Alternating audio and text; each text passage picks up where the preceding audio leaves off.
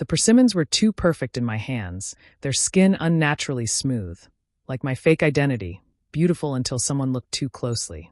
I pressed my thumb against the orange flesh, searching for the bruise I knew had to be hiding underneath. Namdaemun Market buzzed around me with its usual chaos. Ajumas haggling over produce, the sizzle of hottiok on griddles, the thick smell of fermented soybeans cutting through humid Seoul air. I was just another Omega running errands, invisible in my faded jeans and the suppressant patch burning beneath my sleeve. Normal. Forgettable. Safe. Then the crowd shifted. A black Genesis GV80 glided into the narrow street, parting the sea of shoppers like a knife through silk. My heart stopped. The windows were tinted, but I didn't need to see inside to know. Alphas like that didn't come to places like this. I was an Omega living off the grid, working overnight shifts at a 24-hour convenience store, surviving on black market suppressants and the desperate hope that he'd never find us. 5 years I'd hidden the secret that could destroy everything. My son was the heir to Korea's most dangerous alpha. Appa, look. Junseo's small hand slipped from mine. Time fractured. My 4-year-old son ran directly into a man in an immaculate black suit. The man's nostrils flared, catching the faint, distorted scent beneath my cheap suppressants. His dark eyes dropped to the child, those unmistakable golden-flecked eyes, then slowly rose to meet my face. Seo Jaehwan smiled. Hello, my Omega. 5 years evaporated in 3 words. Before I tell you what happens next, subscribe to Starry-Eyed Lovers and tell me where you're watching from. The elevator didn't have buttons for the top 3 floors. Jaehwan pressed his palm to a scanner, and I felt the ascent in my stomach, or maybe that was just the terror. Junseo was quiet against my chest, his small fingers twisted in my shirt. He didn't cry when the men in black suits had guided us into the car. He'd learned early that silence kept us safe. I should have taught him to scream. The doors opened directly into the penthouse. Not a hallway, not a lobby, just straight into a space so vast and wide it hurt to look at. Floor-to-ceiling windows wrapped around 3 sides, Seoul sprawling beneath us like a kingdom made of light. The Han River cut through the city, reflecting the sunset in molten gold. Beautiful. Absolutely beautiful. I hated it immediately. The child's room is already prepared, Jaehwan said, his hand pressing against the small of my back. The touch burned through my shirt like a brand. Second door on the left. You'll find everything he needs. How? My voice came out strangled. You found us 2 hours ago. His smile was glacial. I've had this ready for 5 years, Mireu. I always knew I'd bring you home eventually. 5 years. He'd been waiting 5 years with a nursery prepared in his fortress, so certain of his claim that he'd kept a room empty for a child he'd never met. The thought made my suppressant patch itch beneath my sleeve, the adhesive suddenly too tight against my skin. Junseo squirmed in my arms. Appa, I need to pee. I'll show you. I moved toward the hallway, but Jaehwan's hand tightened on my waist. The doors are biometric, he said softly. Keyed to my palm print, and yours as of 20 minutes ago. The windows don't open. The elevator requires authorization. His breath ghosted against my ear. In case you were wondering about your options. I wasn't wondering. I'd stopped having options the moment Junseo ran into him at the market. The bathroom attached to Junseo's new room was bigger than our entire apartment in Nowon-gu. Marble floors, a tub that could fit 3 people, and a small toilet clearly installed just for a child. While Junseo used it, I stared at the room that had been waiting for my son. A bed shaped like a race car. Shelves already filled with toys still in their packaging. A closet full of clothes in sizes ranging from toddler to preteen, as if Jaehwan had been buying them year after year, updating the collection as he imagined our son growing up without him. The rage hit me so suddenly I had to grip the doorframe. How dare he? How dare he play the devoted father when I'd fled because... Appa, why is everything so big? I looked down at Junseo, his dark eyes wide as he took in the room. My son, who'd shared a sleeping mat with me in a studio apartment where cockroaches crawled across the walls. My son, who'd never owned a toy that wasn't from a convenience store clearance bin. It's temporary, I whispered. Liar. Jaehwan's voice came from the doorway. I spun around, instinctively putting myself between him and Junseo. The alpha's eyes tracked the movement, something dark and pleased flickering across his face. Still so protective. I wondered if motherhood would have dulled your instincts. Don't. My hands were shaking. Don't come near him. He's my son, Omega. Jaehwan stepped into the room, and the space suddenly felt suffocating despite its size. I have every right to come near him. In fact, he crouched down to Junseo's level, and I wanted to scream. I planned to come near him every single day for the rest of his life. Isn't that right, Junseo? My son looked between us, confused. Are you my real appa? The question punched the air from my lungs. Jaehwan's smile was savage. Yes, he said simply. Your real appa. The one your mother tried very hard to keep you from. He stood, his hand extending toward me. Mireu, your patches. I took a step back. No, that wasn't a request. His voice dropped into that tone, the one that made every omega instinct in my body scream submission. You're in my home now, under my protection. You don't need to hide your scent behind chemicals anymore. I need them. My hand went to my sleeve, covering the patch like I could protect it. You don't understand, I need. He moved faster than I could track. One moment he was across the room. The next his fingers were on my wrist, gentle but immovable. He pushed up my sleeve, exposing the patch stuck to my inner arm. The adhesive had left my skin red and irritated after years of constant use. Look at this, he murmured, his thumb brushing the inflamed skin. You've been poisoning yourself. For what? To hide from me? He peeled the patch off in one smooth motion. I gasped at the sudden exposure, feeling my scent start to bloom in the air, distorted from years of suppressants, but unmistakably omega. Unmistakably his. Jaehwan pulled a lighter from his pocket.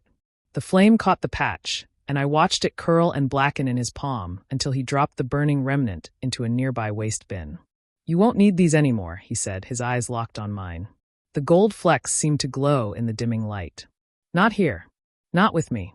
My knees wanted to buckle. Without the suppressants, the mating bond I'd been dampening for 5 years suddenly roared to life. A phantom chain connecting my chest to his, pulling tight. I hate you, I whispered. I know, Jaehwan said. He cupped my face, his thumb tracing my cheekbone with devastating tenderness. But you're home now, Omega. Both of you. And this time, I'm never letting you leave. Outside the windows, Seoul glittered like a jeweled prison, beautiful and utterly inescapable. The documents arrived on the 3rd morning.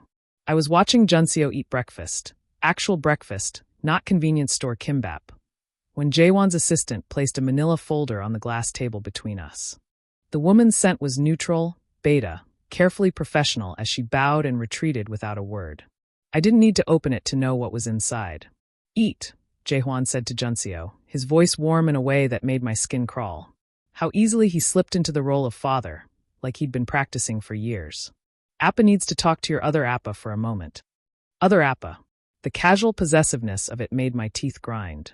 Junseo nodded, shoveling rice into his mouth with the single-minded focus of a 4-year-old who discovered food could taste like something other than survival. I followed Jaehwan to his office, my bare feet silent on the heated floors. I hadn't been given shoes. Hadn't been given much of anything except a closet full of expensive clothes that fit perfectly and made me want to burn them all. The office was all dark wood and leather, windows overlooking the city like a throne room. Jaehwan sat behind his desk and opened an identical folder. He didn't invite me to sit. Kim Juno, he read aloud, his voice empty of inflection. Beta, born 1994 in Busan. Deceased in a traffic accident 3 months before my son was born. He looked up at me, and his eyes were black ice. Very thorough. The death certificate is even real. Whose idea was it? The shelter's? My silence was answer enough. They coached you well. He pulled out Junseo's birth certificate, the document I'd paid a forger in Itaewon $3,000 for. My hands had shaken so badly when I signed it that the nurse had asked if I was all right. Father, Kim Juno. A dead beta who conveniently can't dispute paternity. Mother, Han Mireu, Omega unregistered. His finger traced the line. No mention of a mate bond. No mention of me. There was no bond to mention, I said. My voice sounded stronger than I felt. I severed it before I left. The folder slammed shut. The sound cracked through the room like a gunshot, and I flinched despite myself. Jaehwan stood slowly, his control so absolute it was more terrifying than rage would have been. You tried to sever it, he corrected. But bond severance is a medical procedure, Mireu.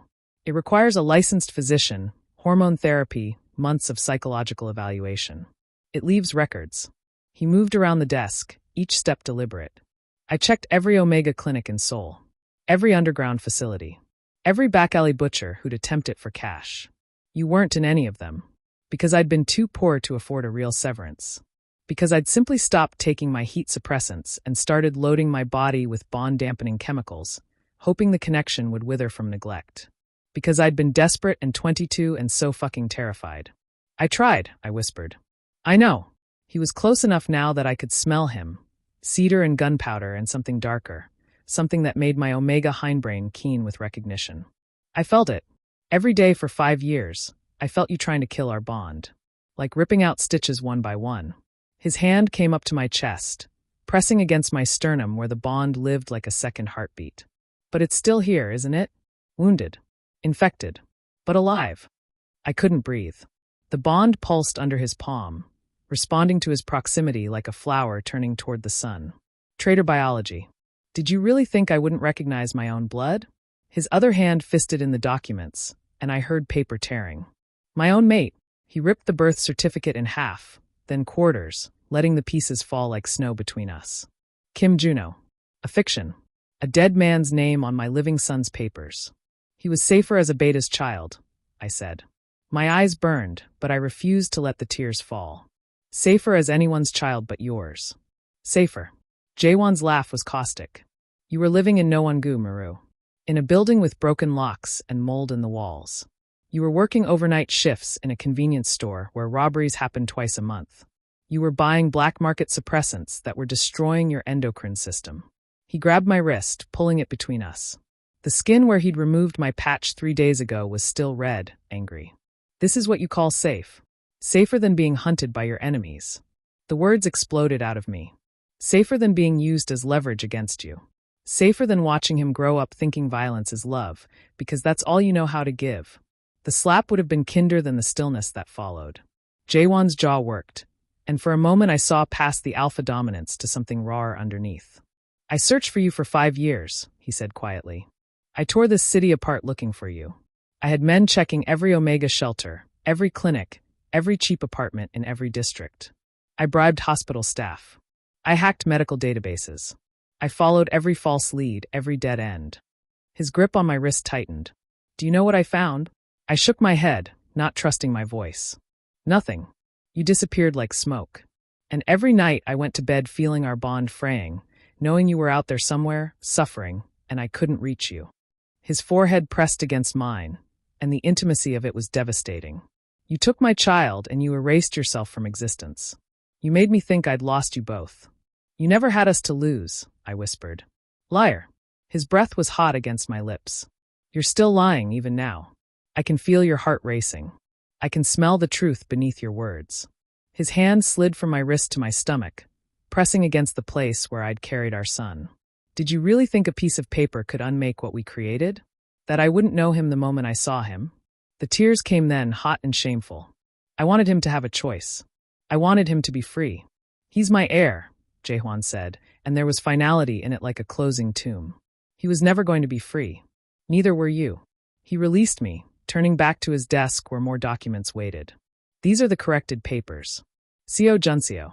Father, Seo Jaehwan. Mother, Han Mireu. Registered bondmates as of 5 years ago. We're not. We are. He signed the documents with swift, brutal strokes. We've always been. And now the law will reflect it. Outside, Seoul stretched endlessly in every direction, and I'd never felt more trapped in my life. The boutique didn't have a name on the door, just a small brass plaque with a phone number for appointments. Jaehwan's hand stayed locked on my elbow as we walked in, Junseo's small fingers clutching his other hand. My son had stopped flinching away from him yesterday. I'd noticed and said nothing, watching the distance between them shrink with each passing hour like watching a trap close in slow motion. Mr. Seo. The woman who greeted us was elegant, her suit probably worth more than I'd earned in a year at the convenience store. Her eyes skated over me, Omega, unregistered, clearly out of place, before settling on Junseo with professional warmth. We have the private viewing room prepared. Private viewing room. Because of course they did. Because men like Jaehwan didn't shop alongside normal people. The room beyond was obscene. 3 walls of shelves displaying toys like museum pieces. Wooden trains from Germany, hand-painted figurines from France, plush animals so pristine they looked like they'd never been touched. The fourth wall was entirely glass, overlooking Gangnam's shopping district from the 10th floor. Everything gleamed. Everything was perfect. Junseo's mouth fell open. "Pick anything you want," Jaehwan said, releasing his hand. His voice was softer than I'd ever heard it, and something in my chest twisted painfully. "Everything you want. It's all yours." My son looked back at me, uncertainty flickering across his face. For years of "we can't afford that, and maybe next time," had taught him not to want. I'd been so proud of that, how he never begged for toys in stores, how he understood without being told that we had to be careful. Now I watched that careful restraint war with childish desire, and I hated myself for ever making him learn it.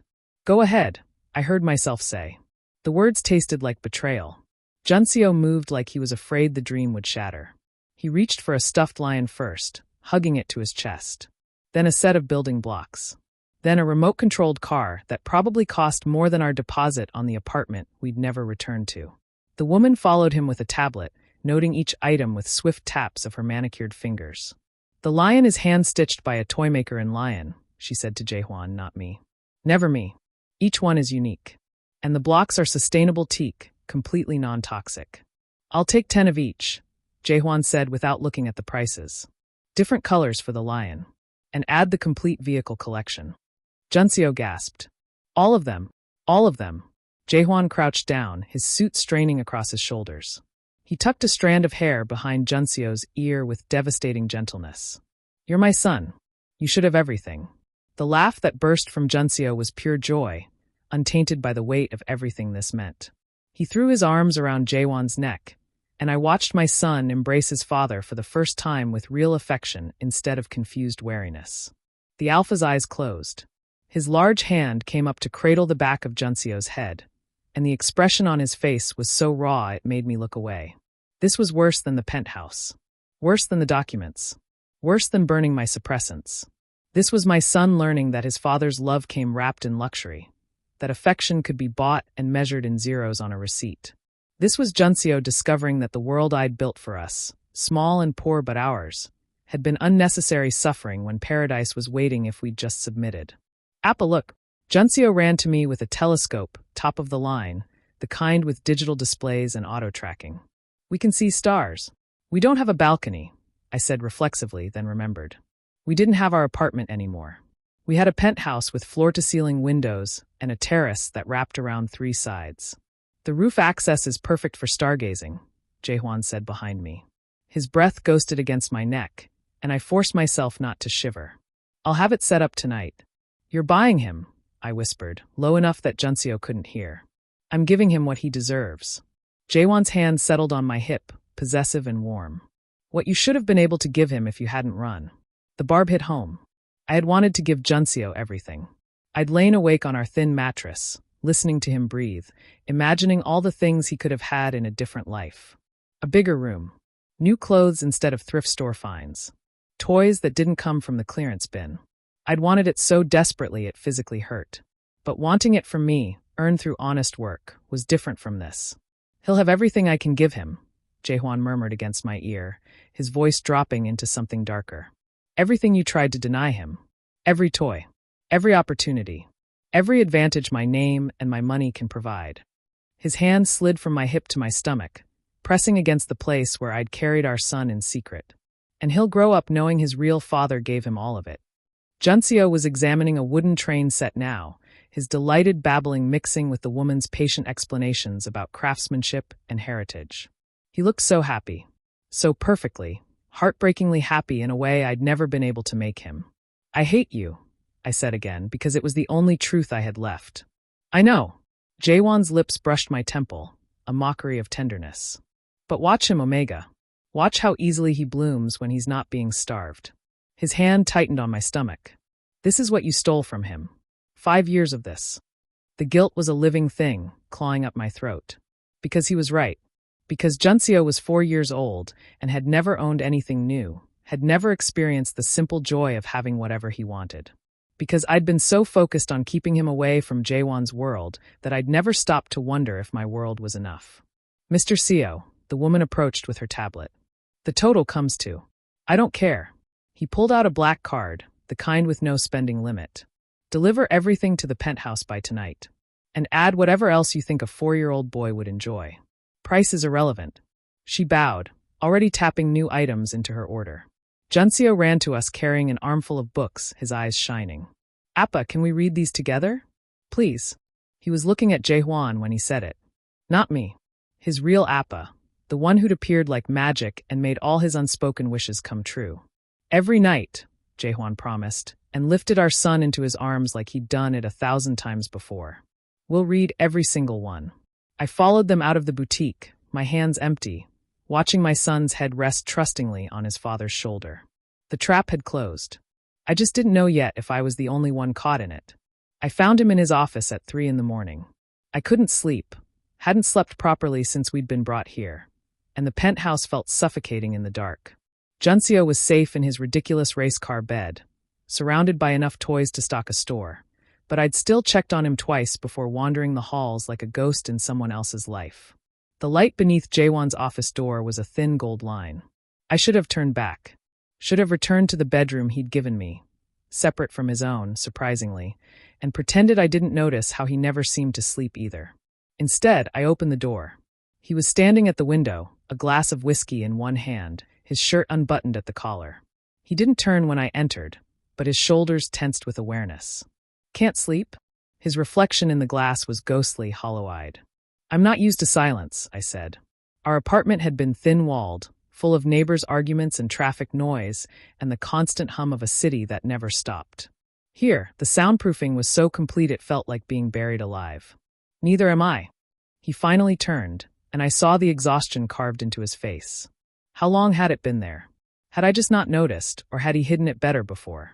But I stopped trying to sleep years ago. The dreams were worse than insomnia. Something in his voice made me stay instead of retreating. Dreams.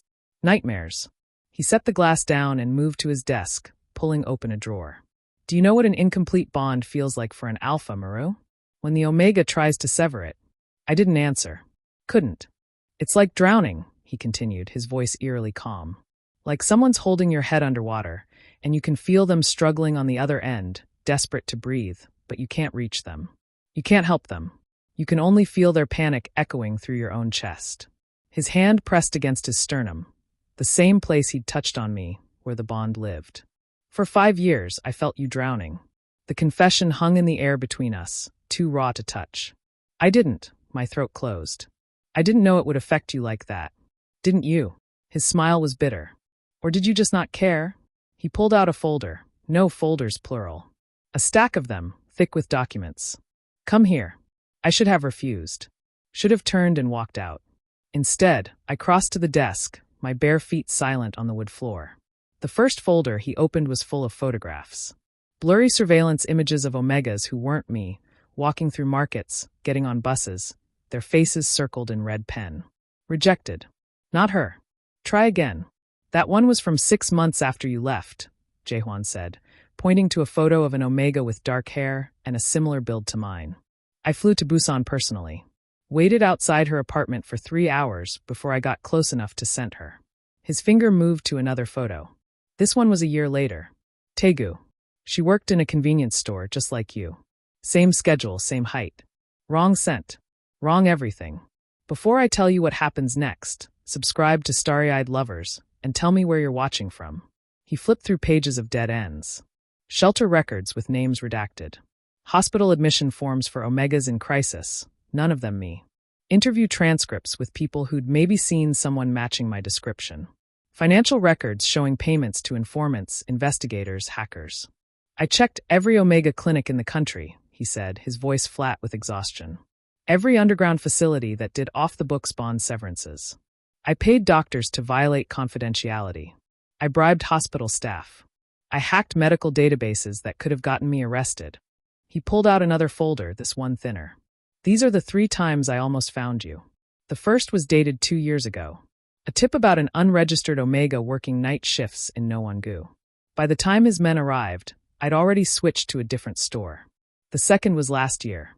A black market suppressant dealer who remembered selling to someone matching my description. But he'd only met me once, and the location I'd given him was false. The third was 3 months ago. Someone had spotted an omega with a young boy at a free clinic. The child had Jaehwan's eyes. I missed you by 4 hours, he said softly. 4 fucking hours. I stood in that clinic, and I could still smell traces of you in the air. Distorted by suppressants, but unmistakable. His hand flattened against the page, shaking. Do you know what that did to me? To be that close. I stared at the files, at the evidence of his obsession, and felt something crack in my chest. This wasn't just about possession. This was grief. Raw, consuming grief for something he thought he'd lost. The dream started after the first year, he continued. I'd feel your fear spike through the bond, just flashes, fragments, and I'd wake up gasping, convinced you were hurt. Convinced you were dying and I couldn't reach you. He looked at me then, and his eyes were devastated. Some nights I'd feel pain. Physical pain echoing through the connection. Were you hurt, Mireu? Did someone hurt you while you were running from me? The memory came unbidden. Falling down the apartment stairs when I was 7 months pregnant, my ankle twisted, lying there in the dark stairwell trying not to scream because I didn't want anyone to call an ambulance I couldn't afford. I'd felt something then, through the bond one thought I'd killed, a distant roar of rage that wasn't mine. Once, I whispered. I fell. His jaw clenched. I destroyed my office that night. I didn't know why. I just felt. He pressed his fist against his chest. Like someone was tearing me open from the inside. Jaehwan. 5 years, Mireu. He moved closer, and I could smell the whiskey on his breath, the exhaustion in his scent. 5 years I searched for you. 5 years of phantom pain and half-dead bond and dreams where I found you too late. His hand came up to my face, cupping my jaw with a gentleness that felt like violence. And you want to know the worst part? I couldn't speak. I still felt you loving him, he said, his thumb brushing my cheekbone. Our son. Through all of it, through the fear and the pain and the severing attempts, I could feel you loving someone with an intensity that made the bond burn. And I knew, you'd had my child and were raising him alone. His forehead pressed against mine. That's what kept me searching. That love. Knowing you were capable of it, even if you'd never give it to me. The tears came hot and fast. You don't understand. I understand perfectly. His other hand found my waist, holding me in place. You were terrified of me. Of what I am. So you ran. And his voice broke. I let you go once. I won't make that mistake again. Outside, Seoul was beginning to wake, the first hints of dawn touching the horizon. Inside, I was falling into the gravity of a bond I'd tried so hard to kill, pulled toward an alpha who'd spent 5 years bleeding for me in ways I'd never known. The summons came during breakfast. One of Jaehwan's men, I'd learned his name was Kong, appeared beside the table where I was helping Junseo cut his pancakes and said simply, Mr. Seo requests your presence in his office. Not asks. Requests. As if I had a choice. Junseo looked up with syrup on his chin. Is Appa okay? He's fine, I lied, wiping his face with a napkin. Eat your breakfast. I'll be back soon. Kong escorted me like I might run. Maybe I would have if there was anywhere to run to. Jaehwan was waiting behind his desk, 3 photographs laid out in a neat row. My stomach dropped before I even saw what they were. Sit, he said. I remained standing. His eyes flicked up, dangerous. I won't ask twice, Omega. I sat. The chair felt like a witness stand. He pushed the first photograph toward me. Sunshine Omega Shelter. Hongdae District. They have a reputation for helping unregistered Omegas disappear. His finger tapped the image. A nondescript building I'd stood in front of 5 years ago, 7 months pregnant and terrified. Their intake records show a gap in March 2020. 3 Omegas checked in that month. Only 2 checked out. My hands clenched in my lap. The third, he continued, his voice terrifyingly calm, was listed as transferred to secondary location. No name. No details. Very convenient. He pulled out another document, this one showing financial records. They received an anonymous donation of 50 million won the following week. Untraceable. Also very convenient. I don't know what you want me to say, I managed. I want you to tell me the truth. He pushed the second photograph forward. A man in his 60s, kind eyes behind wire-rimmed glasses. My chest constricted. Dr. Yoon Sung-go, retired OB-GYN, runs a free clinic in Songbukdong. Arrested twice for providing unregistered medical care to Omegas. Charges dropped both times due to insufficient evidence. Jaehwan's smile was cold. He delivered my son, didn't he? I couldn't breathe. Dr. Yoon had held my hand through labor, had whispered encouragement when I thought I'd die from the pain. He'd refused payment, had just pressed a card into my palm with a phone number and said, "Call me if you need anything. Anything at all. Answer me, Mireu." "You can't," my voice cracked. "You can't hurt him. He's just an old man who helps people. I can do whatever I want." He said it simply, factually. I can have his clinic shut down. I can have his medical license permanently revoked. I can make sure he never treats another patient again. He leaned forward. "Or you can tell me the truth, and I'll consider leaving him alone." Consider? The word tasted like ash. "I'm not making promises." His hand moved to the third photograph, and my blood turned to ice. It was a woman, late 20s, sharp eyes, wearing a leather jacket. Park Somi, the forger who'd created Junseo's false birth certificate, who'd given me documents good enough to pass official scrutiny. "This one's interesting," Jaehwan said. "Park Somi. She specializes in identity fabrication. Very good at her job. I've used her services myself on occasion." His finger traced the edge of the photo. "She's currently working out of Itaewon. Lives alone. No family to speak of. Very vulnerable." The threat was explicit now. I could see it in his eyes, the cold calculation, the willingness to destroy anyone who'd helped me escape his control. "What do you want?" The question came out broken. "Names." He spread his hands over the photographs like a dealer showing cards. "Everyone who helped you. The shelter worker who processed your intake. The doctor who delivered my son off the books. The forger who created those documents. Anyone who gave you money, suppressants, a place to stay." His eyes locked on mine. "Give me the network, Mireu. Every link in the chain that helped you steal 5 years of my son's life from me. And if I do?" My hands were shaking. "You'll destroy them anyway." "Probably." His honesty was brutal. "But if you don't, I'll do it slowly. Methodically. I'll dismantle every Omega shelter in this city until I find the right one. I'll investigate every retired doctor who's ever treated an unregistered patient. I'll hunt down every forger, every sympathetic social worker, every good Samaritan who thought they were helping." He stood, moving around the desk. "Or you can give me what I want, and I'll make it quick. Clean. Surgical." "They saved me," I whispered. "They saved us. They helped you commit fraud." He crouched in front of me, his hands on my knees. "They helped you falsify legal documents. They helped you hide my child from me. Those are crimes, Omega. Serious ones. You would have locked me away." The words burst out. "You would have kept me in a cage just like this one." "Yes." His grip tightened. "I would have. I will. But at least you would have been safe. At least our son would have grown up with everything instead of nothing." His thumb pressed against my inner knee, burning through the thin fabric of my pants. "At least I wouldn't have spent 5 years feeling you suffer through a bond you were too stubborn to let die." I thought of Dr. Yoon's gentle hands. Somi's quick smile when she'd handed me the forged documents and said, "Good luck, Mama. You're braver than you think." The shelter worker, her name was Minji, who'd snuck me extra food and helped me find the clinic. They'd risked everything for me. For us. "I need time," I said desperately. "Please. Just time to think. You have until tonight." Jaehwan stood, dismissing me with a gesture. "Dinner is at 7. Bring me names, Mireu, or I start with the shelter. I hear they're up for license renewal next month. Would be a shame if violations were discovered." I walked back to my room on numb legs, past Junseo playing with his new toys in the living room, his laughter echoing through the penthouse like a bell. In my bathroom, I stared at my reflection and tried to figure out how to save people who'd saved me without damning myself in the process. The mirror had no answers. Only my own haunted eyes staring back, trapped in a gilded cage with bars made of other people's safety. The call came at 2:47 p.m.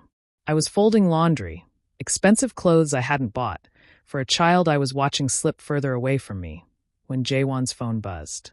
He'd been working from the penthouse all week, ever since I'd given him 3 names and hated myself for it. He answered on the first ring. I watched the color drain from his face. "Where?" His voice was ice. A pause. "How many?" Another pause, and then something deadly calm settled over his features. "Lock it down. Nobody in or out. I'm on my way." He was moving before the call ended, pulling a gun from a drawer I hadn't known existed.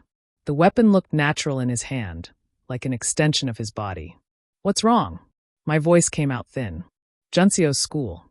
He was already at the door. "Stay here." "Like hell." I dropped the laundry and ran after him. "If something's wrong, if he's in danger." He spun on me, and the expression on his face stopped me cold. There's a situation. My men are handling it. You stay here where it's safe. He's my son. Exactly. He grabbed my arm, his grip bruising. Which is why you don't go anywhere near an active threat. I can't protect you both. The elevator doors opened. He pushed me inside, pressed his palm to the scanner for the parking garage, and we descended in terrible silence. The drive to the school took 8 minutes. It should have taken 20, but Jaehwan drove like traffic laws were suggestions, the genesis weaving through gaps that barely existed. I gripped the door handle and tried not to think about what situation meant. The preschool was in an old hanok that had been renovated into something impossibly expensive. Traditional architecture married to modern security. I'd hated it on sight when Jaehwan enrolled Junseo there without asking me. Now I could see why he'd chosen it. Stone walls, single entrance, guards disguised as gardeners. 3 black SUVs were parked outside, blocking the street. Men in suits I recognized as Jaehwan's spread around the perimeter. Kong met us at the entrance, his expression grim. Status, Jaehwan demanded. 2 hostiles breached the east wall. They got as far as the courtyard before we intercepted. Kang's jaw tightened. The children are in the safe room. Junseo's fine. But the hostiles? Are they talking? Not yet. Good. Jaehwan started forward, then looked back at me. Mireu, stay with Kong. I ignored him, following into the building. The hallway was pristine except for a smear of blood on the traditional paper door. My stomach lurched. The courtyard was worse. 2 men were on their knees, hands zip-tied behind their backs. One had blood streaming from his nose. The other's arm hung at an unnatural angle. 3 more of Jaehwan's men surrounded them, guns drawn but lowered. Who sent you? Jaehwan's voice was conversational, almost pleasant. The man with the broken arm spat blood. Fuck you. Jaehwan nodded to one of his men. The crack of breaking bone was sickeningly loud. The man's scream echoed off the hanok's wooden beams. I pressed my hand to my mouth, tasting bile. I'll ask again. Jaehwan crouched in front of the screaming man, perfectly calm. Who sent you? Park's crew? The Chinese? Russian bratva. Go to hell. Another gesture. Another crack. This time it was a knee. The man collapsed, sobbing. You came to kill children, Jaehwan said, his voice still eerily pleasant.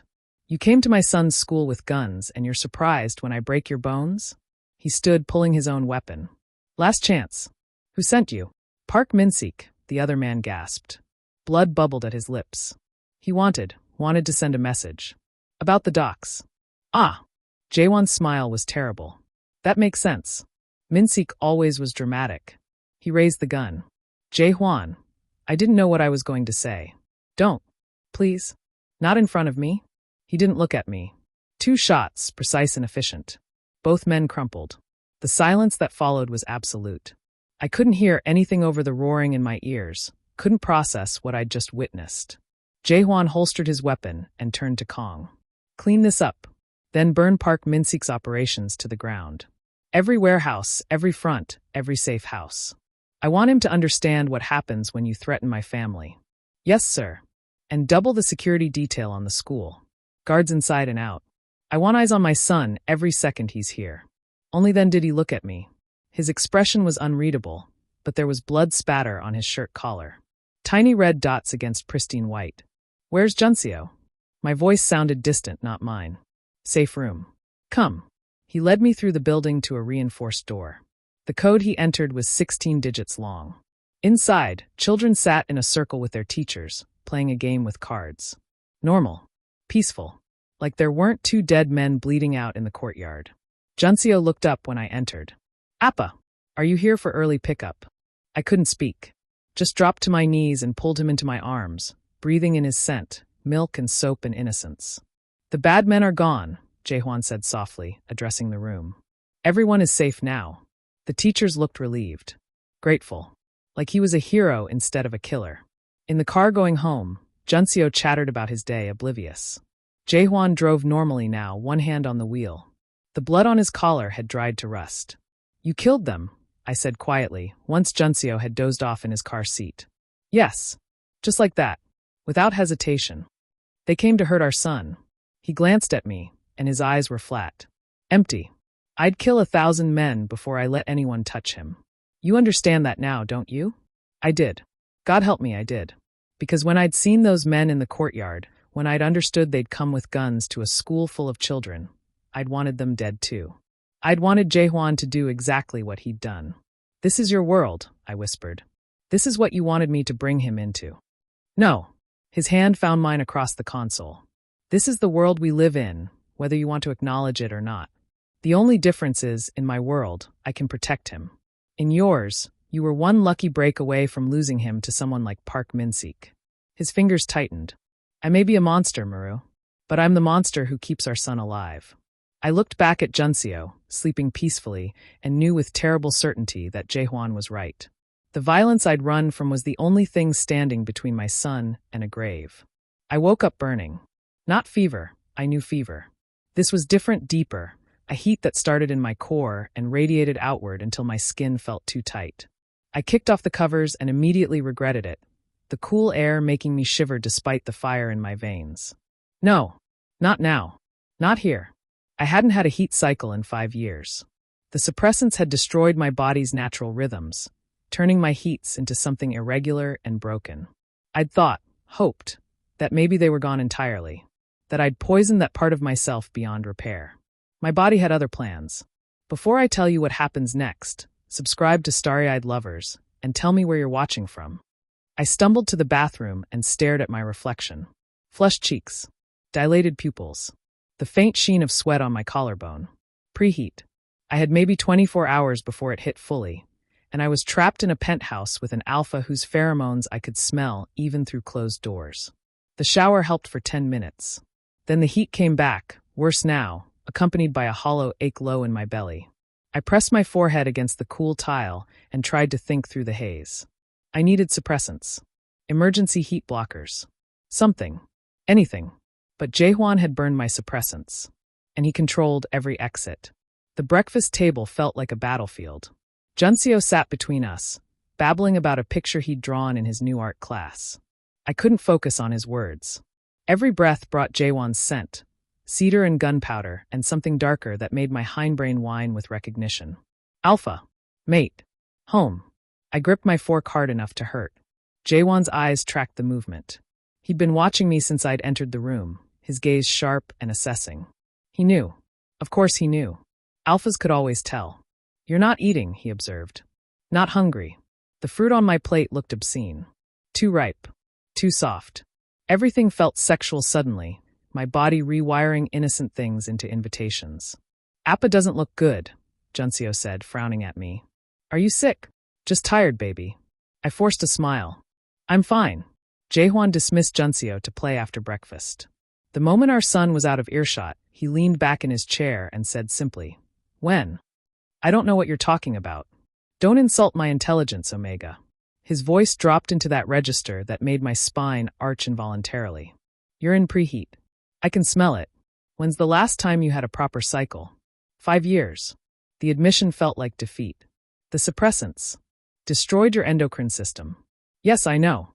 He stood, moving around the table with predatory grace. "Heat suppressants aren't meant for long-term use. You were poisoning yourself month after month, and now your body's trying to correct the damage." He stopped behind my chair, close enough that I could feel his heat. "This is going to be bad, Mireu. Worse than a normal heat because your system's been dormant so long." I knew. God, I knew. I could already feel it building, the empty ache that would become desperate need, the fever that would burn rational thought to ash. "I need blockers," I managed.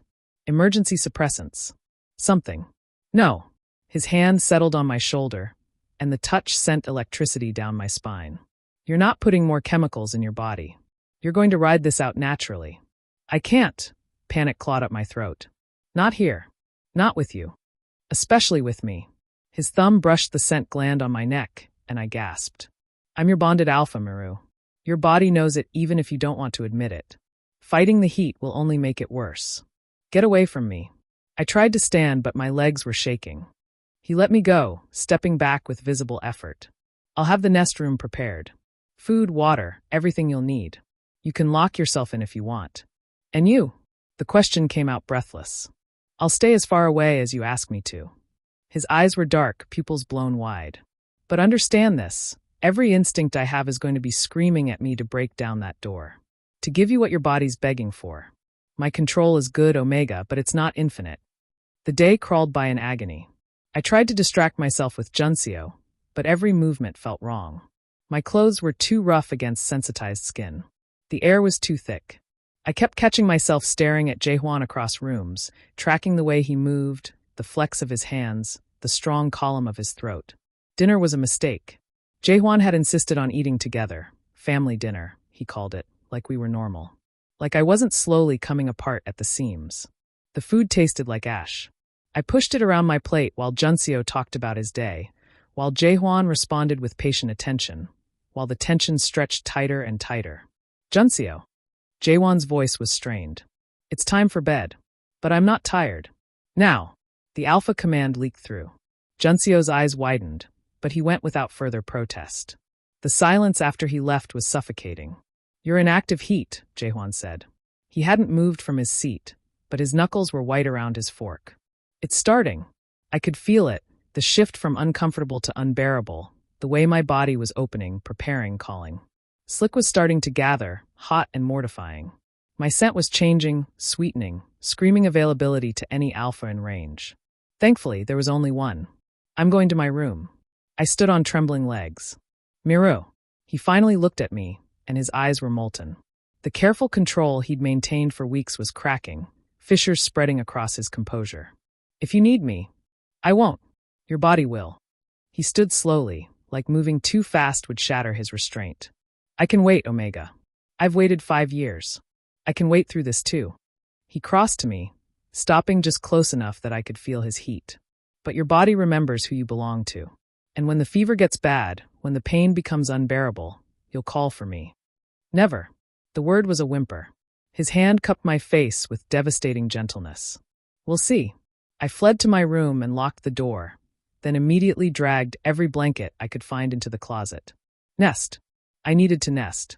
My hands moved on instinct, arranging fabric into a den, a safe space, except nothing felt safe because Jaehwan's scent was everywhere, on the sheets, in the air, embedded in the walls. The heat hit fully at midnight. I bit down on a pillow to muffle my sounds, writhing in the nest I'd built, burning from the inside out. And God help me, I wanted to call for him. Wanted to unlock that door and let my alpha make the pain stop. Instead, I buried my face in his pillowcase and sobbed. The heat broke on the 3rd day. I woke up in my destroyed nest, covered in sweat and shame, my body aching in ways that had nothing to do with fever. I'd survived it alone. Barely. There were scratches on the door from the inside where I'd clawed at it, delirious, before crawling back to my nest and riding out the worst of it. I'd never called for him. Small victory. Hollow victory. Jaehwan found me in the shower an hour later, still trying to scrub away the feeling of my own skin. He didn't knock, just walked in like he had every right. Get out, I said, but there was no strength behind it. You need to eat. He set a tray on the counter, broth, rice, fruit. Food for someone recovering. And then we need to talk. I have nothing to say to you. That's fine. I'll do the talking. He leaned against the doorframe, arms crossed. Even exhausted and wrung out, I couldn't help noticing the way his shirt pulled across his shoulders. Hated myself for noticing. Get dressed. My office. 20 minutes. He was gone before I could argue. The contract was waiting on his desk when I arrived. Thick paper, expensive weight, bound in leather. Legal language I could barely parse swimming across pages and pages of terms and conditions. Sit, Jaehwan said. I sat. Looked at the contract. Didn't touch it.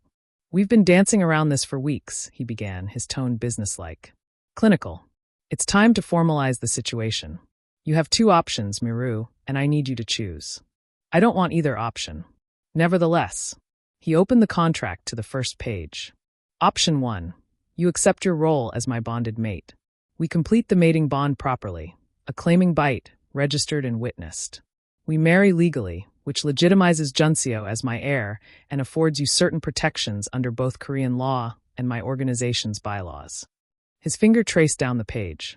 You would have access to my accounts, legal authority over Junseo's education and medical care, and a seat at the table for family decisions. In exchange for what? I already knew. Still needed to hear him say it. Your freedom. He said it simply. You belong to me completely. No more running. No more hiding. You accept the bond, accept your place in my world, and raise our son as part of this family. The words should have horrified me. Instead, they just felt inevitable. And option 2? His smile was cold.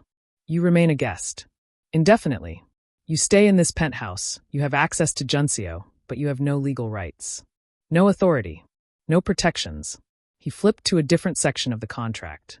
I control everything, where you go, who you see, what you do. The bond stays incomplete. You stay unmated. And Junseo? He paused. Junseo grows up watching his Omega parent live as a beautiful prisoner with no power and no status. That's not a choice. That's coercion. That's reality. He leaned back in his chair. I've given you weeks, Mireu. Weeks to adjust, to see that this life isn't the nightmare you imagined. Junseo is thriving. You're safe. And despite everything, we both know the bond is still there. His eyes locked on mine. Your heat proved that. You could have called for me. Should have called for me. The fact that you didn't means you have more strength than I gave you credit for. But it also means you're still fighting a battle you've already lost. I wanted to argue. Wanted to throw the contract in his face and tell him to go to hell. But he was right about all of it. The bond was still there, wounded but alive. Junseo was happy in ways I'd never been able to make him. And I was so tired of fighting. What does completing the bond actually mean? My voice was smaller than I wanted it to be. A claiming bite during your next heat. His tone softened slightly. Properly done this time, not the botched mark from before. It will fully establish the mate bond, make it permanent and irreversible. Your heats will sink to my presence. You'll be able to feel my emotions through the bond the way I feel yours. And, his jaw tightened, it will mark you as mine in a way that every alpha in this city will recognize and respect. So I become property. You become protected. He stood, moving around the desk. Do you know what happens to unmated omegas in my world, Mireu? They're vulnerabilities. Targets. Tools to be used against the alphas who care about them. He crouched in front of my chair. But a claimed bonded mate? That's sacred. Inviolable. Anyone who touches you would be declaring war on me and everything I control. You're asking me to give up everything I am. I'm asking you to accept what you already are. His hand found mine. You're the Omega who carried my child. Who raised my son in poverty rather than surrender your pride. Who survived 5 years on suppressants that should have killed you. Who endured a heat alone rather than admit you needed me. His grip tightened. You're already the strongest person I know, Mireu. This doesn't change that. It just makes it official. I looked down at the contract, at the pages of legal text that would bind me to him forever. And if I choose option 2? If I refuse the bond, then you stay exactly as you are. A guest in my home. The mother of my child.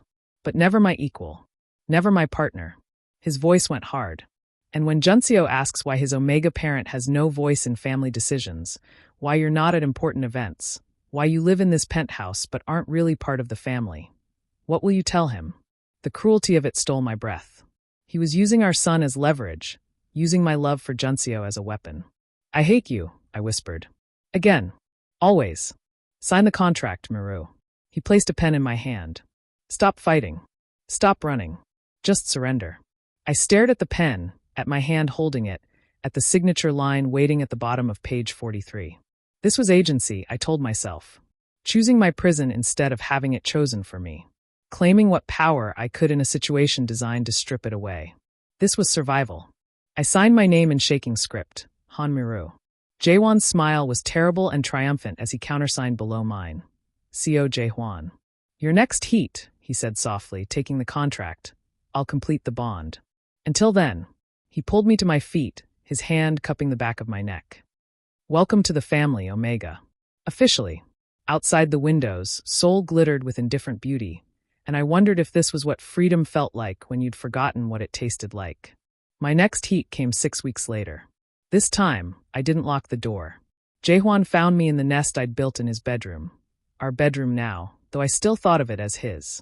The fever was already burning through me, turning thought into instinct, replacing fear with desperate need. Mireu. His voice was strained. He'd been preparing for this, I knew. Had cleared his schedule, stationed guards, made sure Junseo was safely with his grandmother for the week. Everything controlled. Everything planned. Please. I didn't know what I was begging for. Everything. Nothing. An end to the burning. He came to me slowly, carefully, like approaching a wild animal. His hands were gentle as he gathered me close, his scent washing over me in waves. Cedar. Gunpowder. Alpha. Mine. I'm going to claim you, he murmured against my temple. Properly this time. The way I should have 5 years ago. His lips brushed my scent gland, and I shuddered. Tell me you understand. I understand. My fingers clawed at his shirt, trying to get closer. The bond between us was singing, incomplete but desperate for wholeness. Do it, please. The claiming bite, when it came, was both agony and relief. His teeth sank into my scent gland as he moved inside me, and the bond snapped into place with devastating finality. I felt it lock, that phantom chain I'd tried so hard to sever, now forged in steel and sealed in blood. His emotions flooded through me, possessive love, fierce protectiveness, and underneath it all, a grief so deep it made me sob. Mine, he growled against my throat. Say it. Yours. The word was surrender and acceptance and truth. I'm yours. The heat lasted 3 days. When it finally broke, I woke up in our nest with his arm around my waist and a permanent mark on my neck. The bond hummed between us, complete and unbreakable. I could feel him even before I opened my eyes, his satisfaction, his contentment, the bone-deep possessiveness that would never fade. How do you feel? His voice was rough from sleep and other things. Different. I touched the claiming mark, feeling the raised scar tissue. It would never fully heal. Would always be visible. A brand. A promise. I can feel you. I know. His hand covered mine over the mark.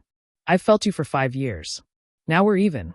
The registry office was small, private, witnessed only by Jaehwan's lawyer and Kong. I wore a suit Jaehwan had chosen, charcoal gray, expensive, fitted perfectly. He wore black. We signed papers that made me Seo Mireu legally, that legitimized Junseo as the acknowledged heir to the Seo family fortune and organization. You may kiss, the officiant said, and Jaehwan did, claiming my mouth with the same certainty he'd claimed everything else. When we picked up Junseo from his grandmother's house, our son threw himself into my arms. Appa, you smell different. Do I? I buried my nose in his hair, breathing him in. You smell like Daddy now. He pulled back, studying the mark on my neck with wide eyes. Did that hurt? Before I tell you what happens next, subscribe to Starry-Eyed Lovers, and tell me where you're watching from. Yes, I said honestly. But it's better now.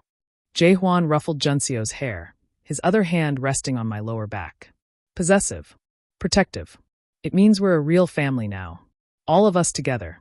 Forever? Junseo asked. Forever, Jaehwan confirmed.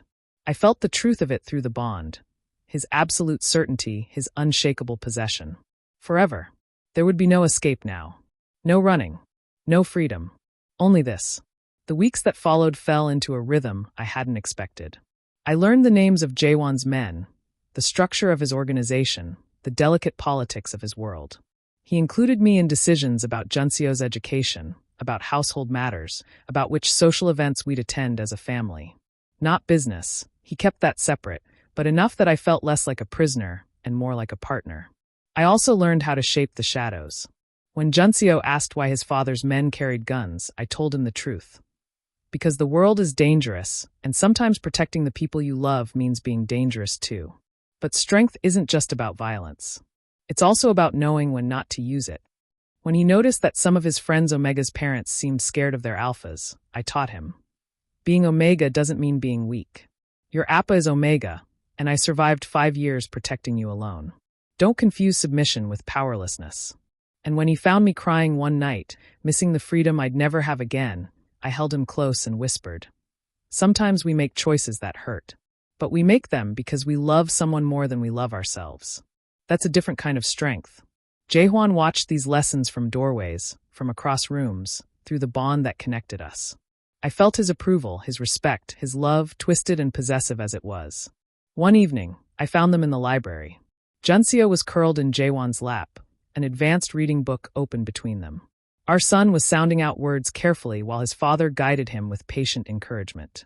The lamp cast golden light over them both, turning the scene domestic. Almost normal. Jaehwan looked up, and our eyes met. Through the bond, I felt his contentment, his pride in our son, his satisfaction at having us both here safe his. And I thought, this darkness has become our twisted version of home. I crossed the room and settled beside them, adding my voice to the lesson. Junseo beamed between his two fathers, loved and protected and completely unaware of the cage built around him with bars made of devotion. Outside, Seoul glittered with dangerous beauty, and inside, we built our dynasty in shadows, bound by blood and choice and a bond that would never break. This was my life now. Not the one I'd wanted, not the one I'd fought for, but mine nonetheless.